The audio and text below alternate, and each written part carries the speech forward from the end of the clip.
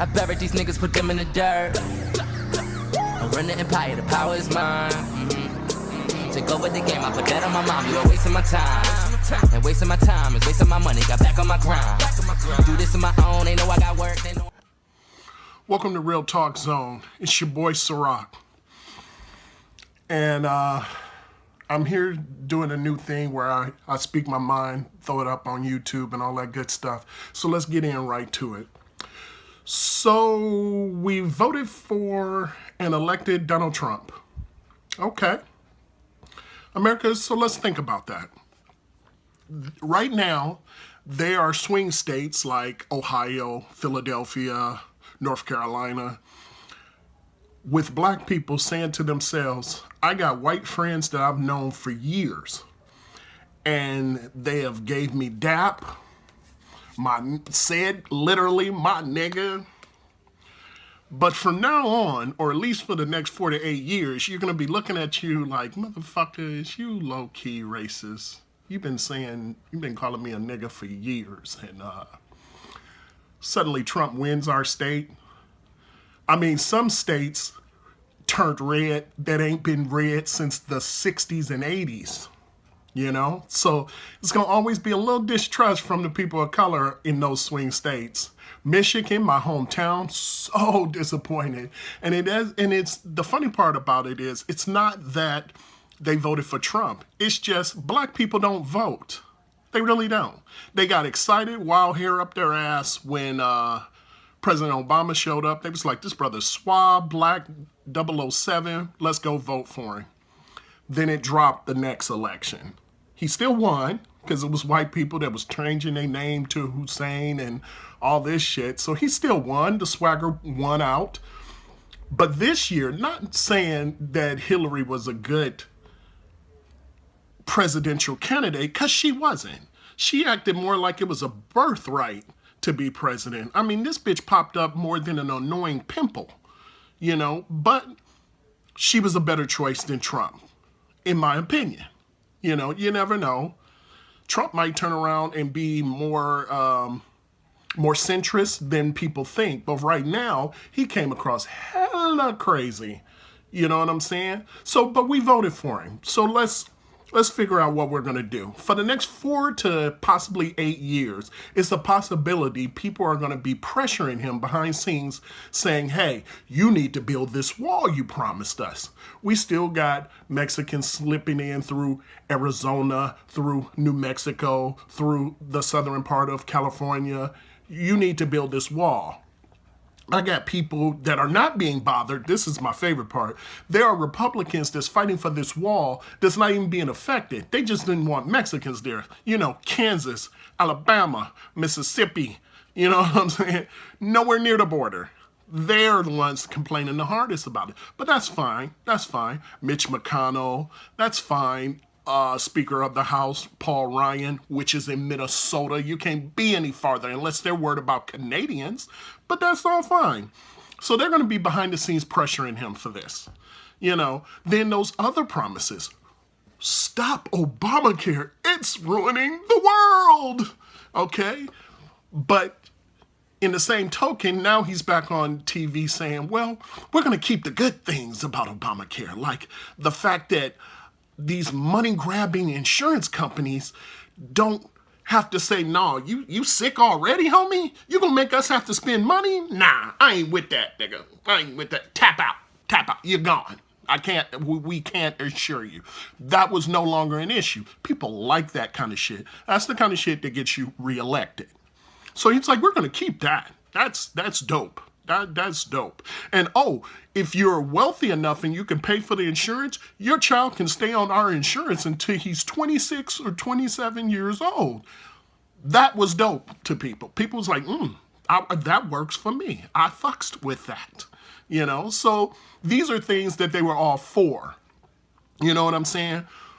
But then Trump has this problem where, fucking Americans. Remember how he used to say that? He was so uncomfortable saying that word because you know he wanted to say niggas or black people. You know, like every white person that's behind closed doors amongst their peers that they can trust and feel comfortable with, they be like, this nigga's dope. That new rap song is the shit. Woohoo, baby. You know, yes, corny motherfuckers, yes. We know you say nigga behind closed doors. We are not mad about it, long as you keep that shit behind closed doors. What did Chris Rock say? I will trade you nigga to raise interest rates. Okay? I will trade you that for interest rates any day of the week. You know, so if you're saying it behind closed doors amongst your peers, you know, Bill, Jill, Jennifer, the cool one, then that's fine. Do you. You know what I'm saying? But here's the thing.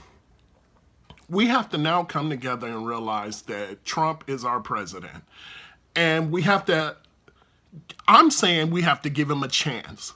And the reason why is, have you ever seen every bad movie that had a villain that started off really decent, but people assumed they were so bad that they were like, fuck it, I'm going to be that villain you want. You know what I mean? Every bad movie. You know what I'm saying? Where they started off good. Who've seen Smallville? Whitest TV show ever. Raise your hand if you've seen Smallville. I saw it. Smallville had Lex Luthor. Lex Luthor started off as Superman's best friend, started off as his confidant, the rich homie, the whole nine. But people kept saying, well, Lex Luthor's father is shady as hell, so it can't be that the son is decent. And after hearing that over and over and over and over again, and as human beings, we make mistakes. And when you make a mistake and someone's like, I told you, this nigga was bad.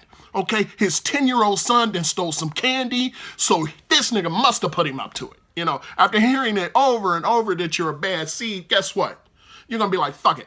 I got power, I'm rich, I'm good looking, I'm in your ass like a porno star, okay? I'm gonna be that villain you want. You know, so we gotta give him a chance to prove you right, at least. Give him a chance to prove you right. Don't come off the bat with some crazy stuff. Like Van Jones said from CNN, do not come at him all crazy for no reason. Justify your anger. You're pissed off, spend this whole week if you want, you know, boo, he's not my president, the whole not protesting. You know, spend the whole week doing that if you like. But after that, we got to go to the business at hand. We still got a President Obama for the next month and a half. So get at your boy. You know, prop him up, encourage him. 100,000 plus people have now joined Obamacare the day after Hillary lost the election. That's a good thing. The more people that's on Obamacare, the harder it is to just suddenly wipe it off the face of the earth, because that kind of shit affects everyone's family, even the voters of Trump. You know, and you got to realize that. So putting all that stuff together, you need to realize that this is our country, whether it's good or bad. I'm sure during the 8 years of Obama, there were some people that were crying in the street, pissed off. He's not my president. Definitely heard that one, you know, and we were perfectly content. It's our turn now. We hate this motherfucker. I get it. Toupee maybe wearing ass motherfucker. We don't like him, and that's fine. As Americans, we have the right to not like him. But when it's all said and done, like with President Obama, that thought he was a Muslim, that thought he was actually a member of the Saudi family and all that other ridiculous, crazy shit. He was one of the best presidents, in my opinion, we have ever had. Scandal-free presidents. No lovers in the corner, no abusing power, no kickbacks, none of that crazy shit they love to put on each other. Since there's only been white presidents until now, that they love to do with each other. He was above board, all that. You may not have liked his policies, but the man was the shit. As a human being, he was one of the best people you would ever see in life. Even Republicans that have met him was like, he is an amazing person. I may not believe in his policies, but he seems like a fantastic father and a great human being. All the world was going bananas over President Barack Obama, okay? And the fact that he was Irish, Ireland went bonkers. You remember the footage. Bonkers. You'd have thought Mike showed up. You know, hee, that one. All right? So to conclude this, get a brother a chance. We didn't like Hillary anyway. Your ass didn't vote anyway.